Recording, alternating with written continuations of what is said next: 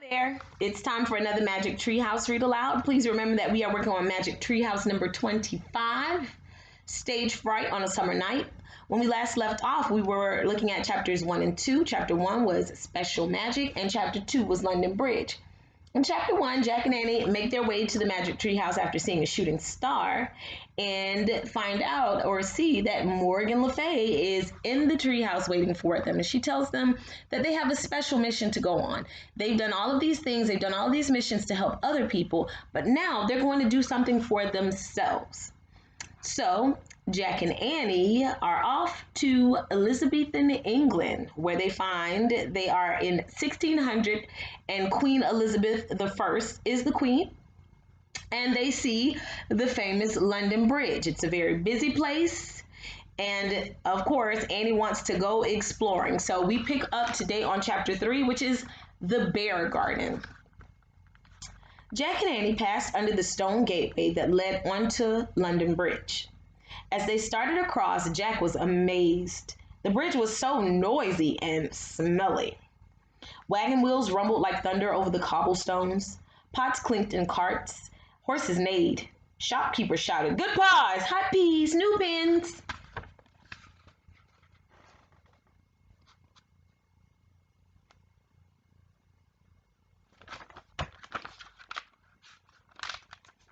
"Shoes, soap, salt."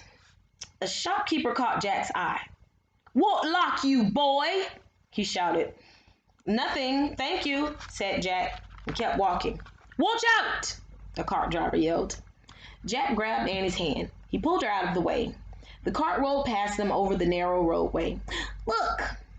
Annie pointed to a bear in a wooden cage in the back of a cart. The bear had matted brown fur. His head was down.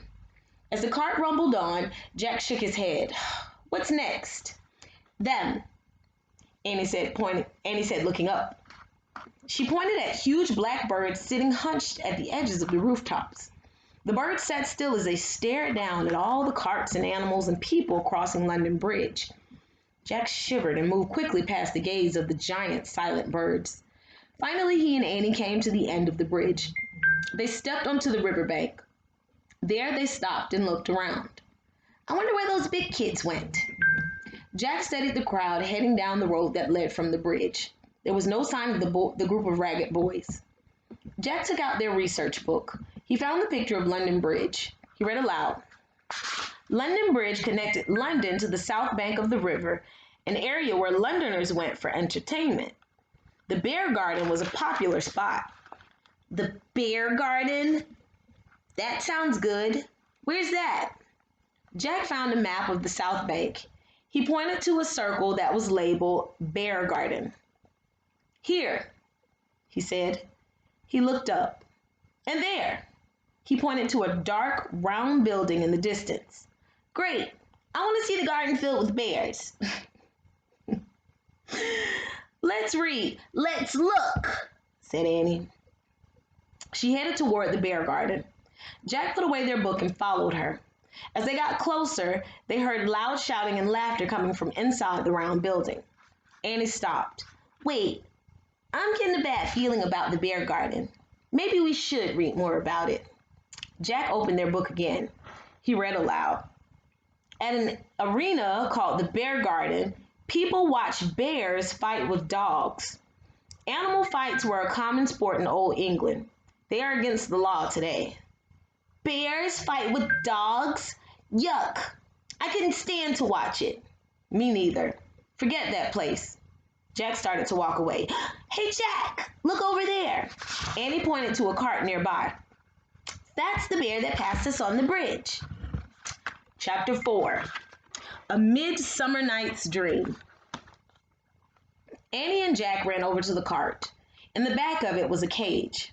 In the cage was a big brown bear. The bear was slumped over, his head still down. The sign on the cart said, "Dan the Dancing Bear." "Dan," Annie asked, "are you going to fight?" The lonely-looking bear raised his huge head and looked at Annie. His dark eyes were sad. He let out a low moan. "I understand. You don't want to fight. You're asking me to take you away." Annie reached for the door of the bear's cage. Away with you! Someone shouted angrily. That's my bear! Jack and Annie whirled around. The cart driver was charging toward them.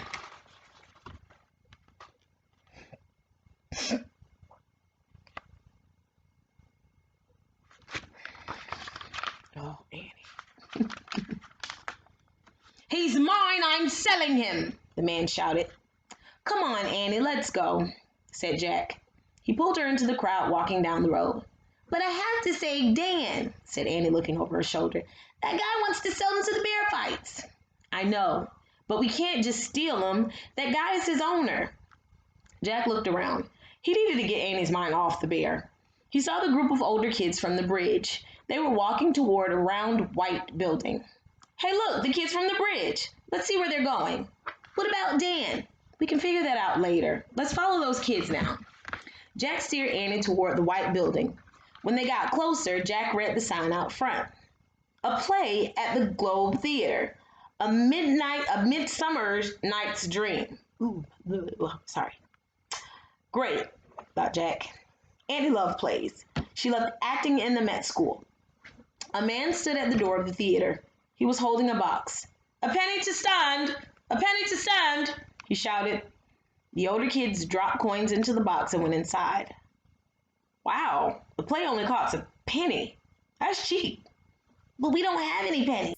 Besides, I want to go back and free the bear. Jack sighed. What will you do with him if you free him, Annie? I'll figure something out. We'll figure it out when the owner's not standing there. Right now, let's learn something about this play. He quickly pulled out their research book. He found a picture of the Globe Theater.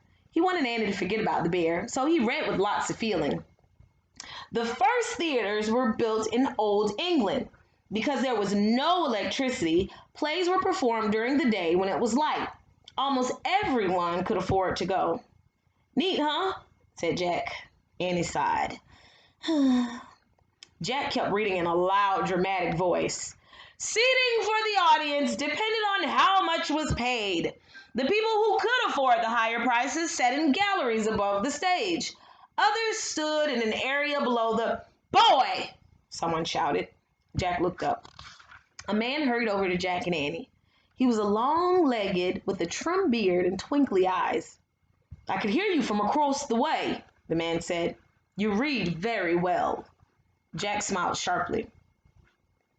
No, you are simply brilliant, the man said, and I am in great need of a boy who is a brilliant reader. I wonder who that is. I wonder who that is. We'll see next time.